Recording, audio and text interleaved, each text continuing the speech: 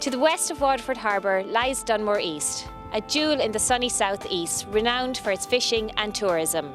And even when the sun is not beating off the stones, Dunmore is looking fabulous. This week we've got a great programme lined up for you.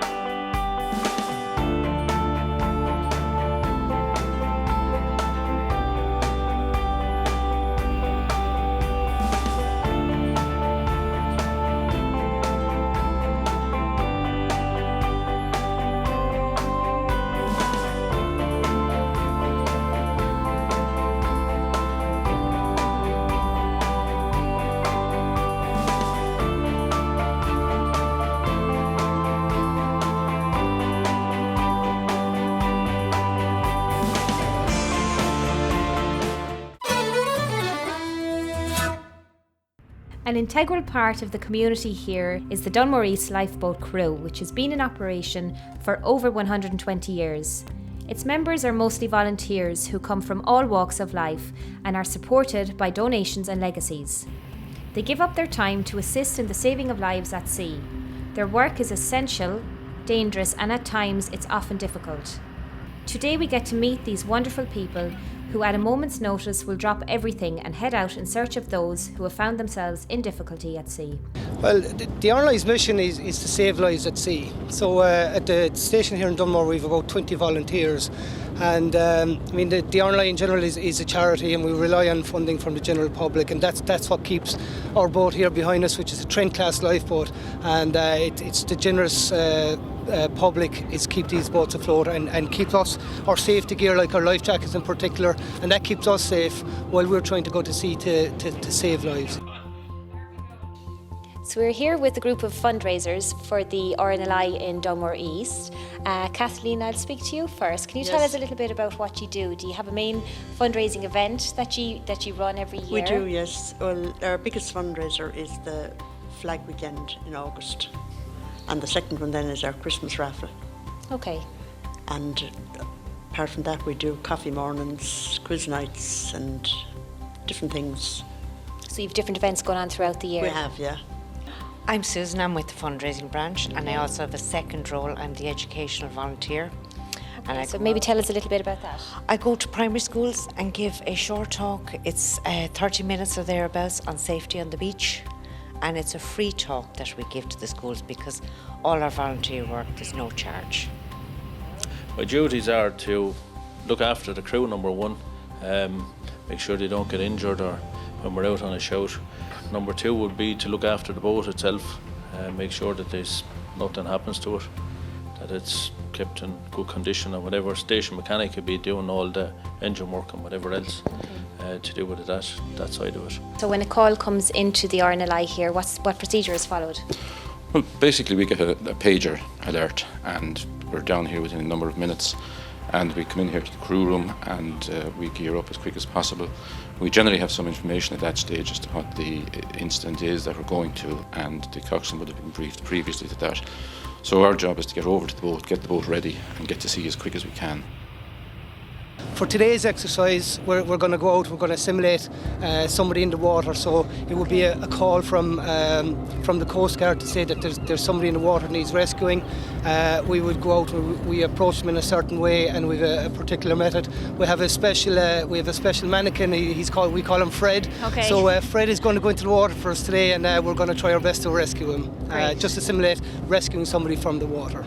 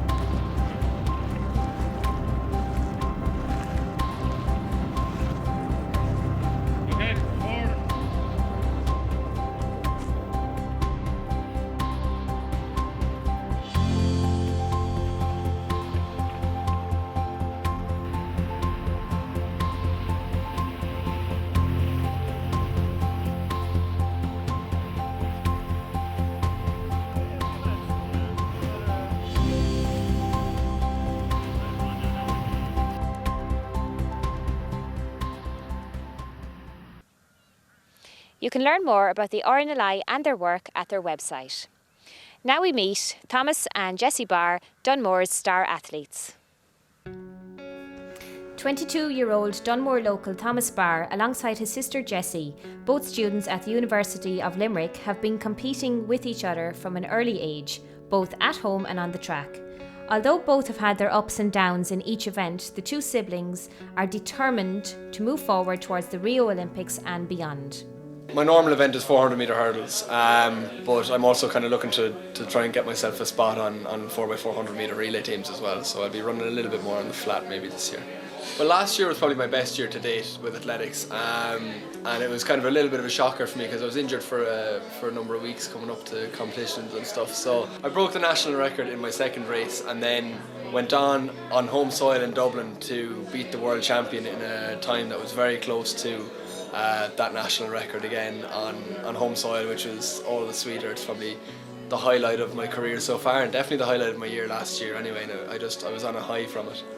Yeah, there in January, at the end of January, there was an award ceremony. I won the overall award for Southeast Sportsperson of the Year. So there was 12 monthly winners. I won July for that race in Dublin, beating the world champion Yehu Gordon on home soil, which was a great race. And I also made it then through for the Europeans. I made it to the semi-finals, but yeah, on the 31st, I got a big crew. We had a minibus, went up to the Mount Molesley Hotel in Carlow from our house, and everyone was there, family and friends. And on the night, it was a complete shock to me. I ended up winning the overall winner because there was a great calibre of athletes there on the night and sports people there on the night, and I really didn't expect it. Southeast Sports Star of the Year award with beat 102, 103 in the Mount Molesley Hotel Carlow is Thomas Barr.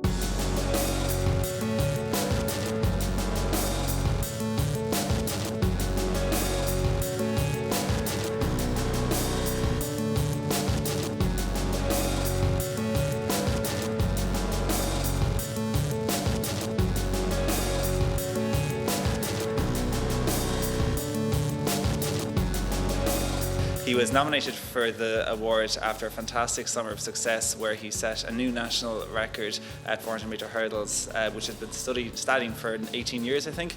And he also defeated the reigning 400 metre hurdle world champion Yehu Gordon at the Morton Games, which was a phenomenal achievement. So he was the Waterford nominee for the July award, and he went up against 4 other nominees from the southeast, one from Wexford, Carlow, Tipperary and Kilkenny, which was a public vote which Thomas came out on top on. So he won the July award, and he went up against 11 other monthly winners for the overall Southeast Sports Star of the Year award for 2014. So that took place in Mount Woolsey Hotel at the end of January, and he went up against those 11 other monthly winners. There was a judging panel to decide who was deserving of that award, and Thomas came out on top, and fully deservedly so. Well, I'm the same as Thomas, 400 metre hurdles. I'll just put it out there, I started the 400 metre hurdles first, so he copied me. I paved the way and he follows.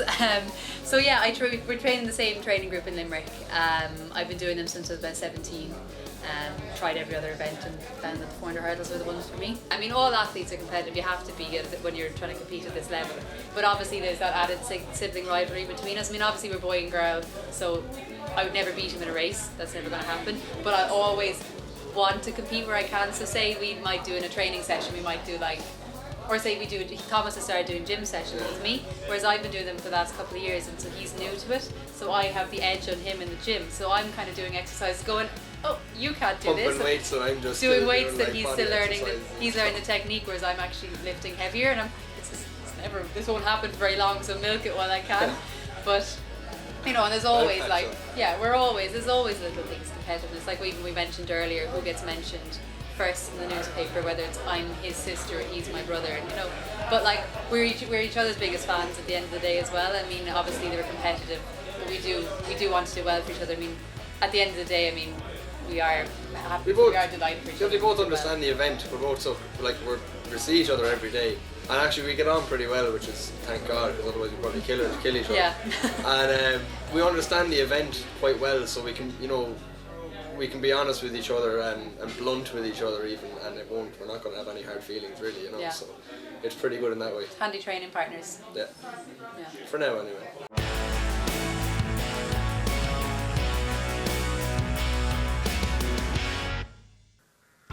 And it's lovely to see a brother and sister getting on so well. As always, you can contact us via Facebook, Twitter, or at waterford@irishtv.ie. After the break, we get to meet some of the local businesses here in Dunmore East, and we catch up with the lovely Ashley Loftus.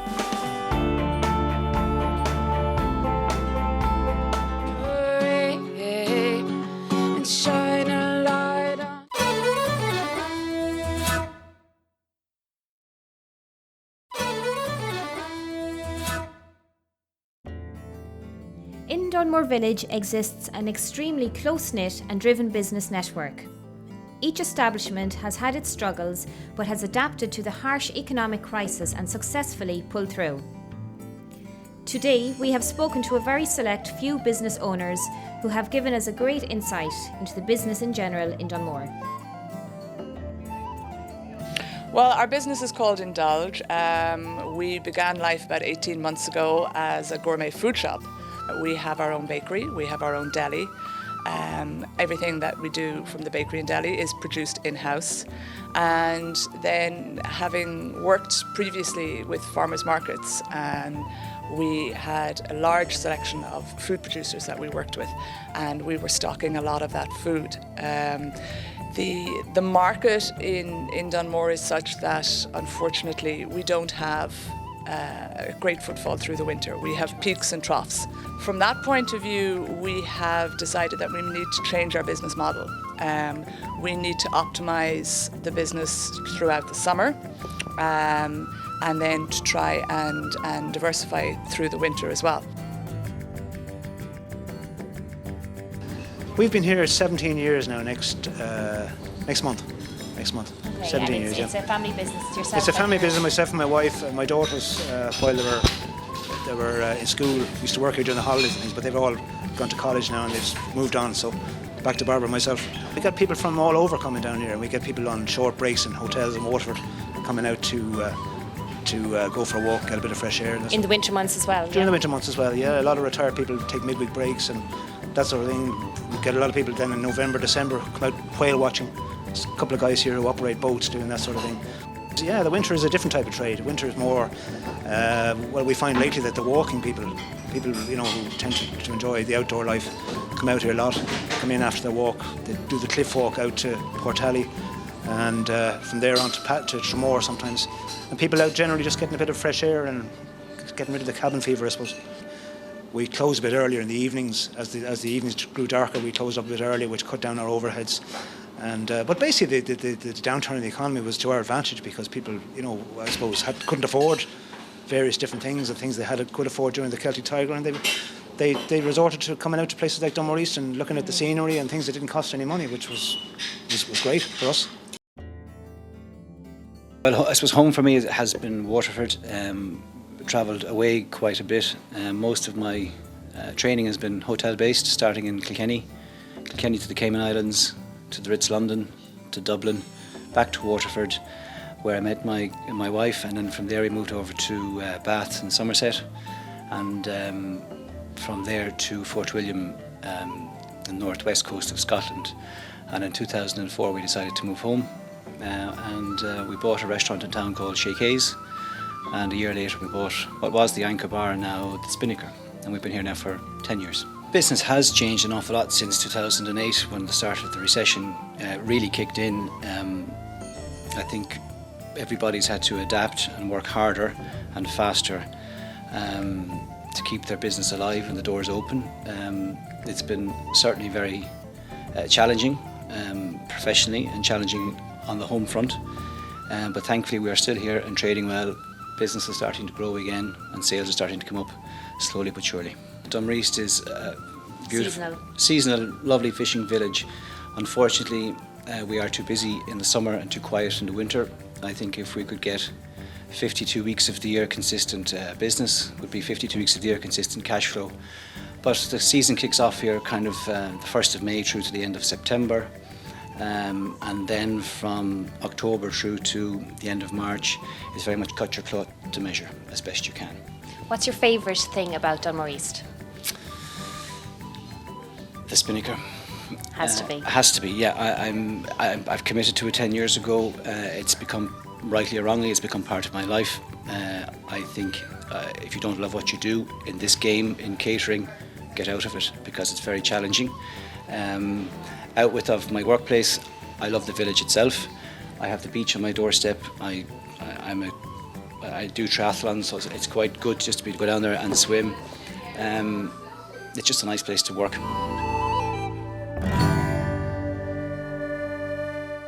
A local singing sensation took the big screen by storm when all 4 judges on RTE's Voice of Ireland turned around for her. Later on, we get to catch up with the very modest, unassuming and brilliant artist, Ashley Loftus, at the Central Arts Theatre in Waterford City.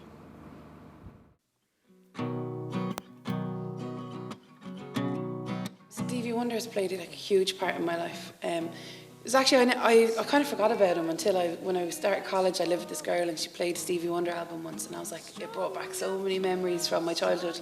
And I said it to my mum, and she goes, oh, Dad used to always play Stevie Wonder in the car. And I had that feeling of just all these memories flooded back.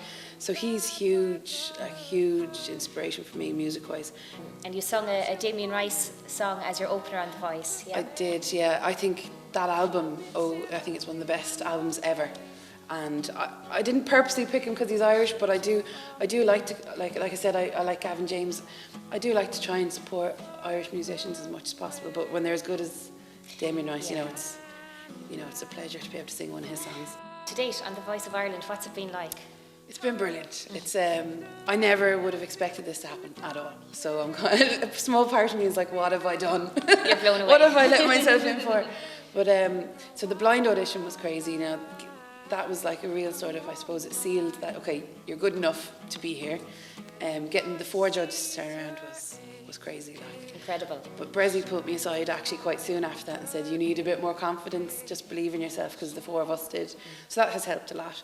Then the battle stage was like so much fun, like being pipped against someone else in your own team. And like I had never seen her audition, so I didn't know how good she was or anything. So it's kind of like the unknown. I was there going, no way am I getting through this. But myself and Jolene made a pact that, we'd put everything into it so that we might get the steal. But fortunately it went my way and I was picked and got put through. So next is the live shows, which people keep saying to me, are you more scared because it's the live shows? But for me, the battle, it was like a live show because you only get one run at it. So it's the exact same thing if it's live or not live. So I'm not more scared, but I'm actually really looking forward to it. And I have to ask, I suppose, what's it like having Brezzy as a mentor? He's brilliant. Yeah. Yeah, he's really good. And I think that's why I picked him, because it was between him and Keane. Before it had been Una, but I changed my mind when I was on the stage. Right. It was between him and Keane, but there was something about Brezzy. I just kind of, I kind of get the feeling that he really, really cares, and he's proved that it has. Like I had a few hiccups with them. I couldn't hear myself properly on the monitors, and I never told them. They said, "Is everything okay?" And I said, "Yeah." And then I was like, "Oh, what am I have to do?" And so we're actually having lunch in the canteen one day, and I went up to him and I said, "Is there any chance you can fix it?" And he's like, "I knew." He goes, "I knew you were having troubles, but you didn't say it." So he's very approachable. He is, and he just puts you at ease. And yeah, I don't think I could approach the others as much as I can with him. I don't know. He's just a lovely, lovely guy. That's great.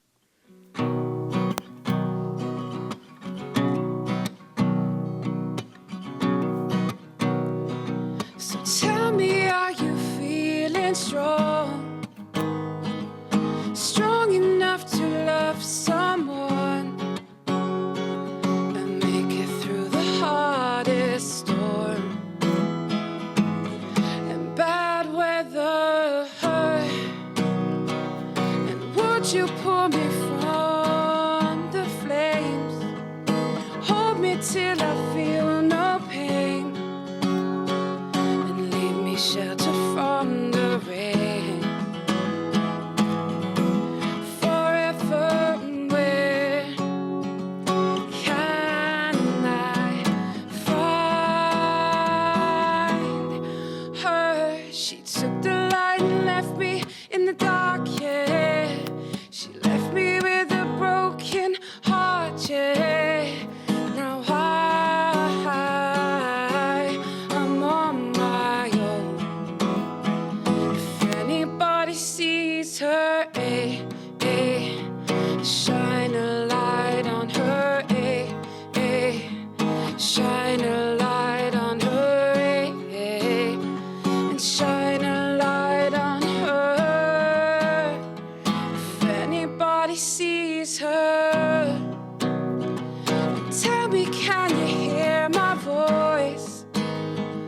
It's loud and clear above the noise. And baby, if I had a choice, I'd not give up. And where can I find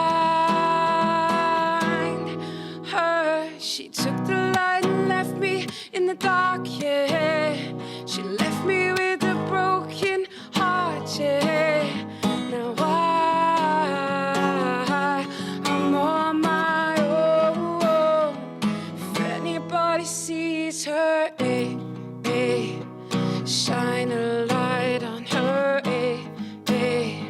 shine a light on her, and shine a light on her. If anybody sees her, shine a light on her, shine a light on her, shine a light on her. If anybody sees her. And of course, we wish Ashley the very best of luck on The Voice of Ireland. That concludes our show from Dunmore East. Next week we visit Waterford City and Dungarvan for the St. Patrick's Day parades.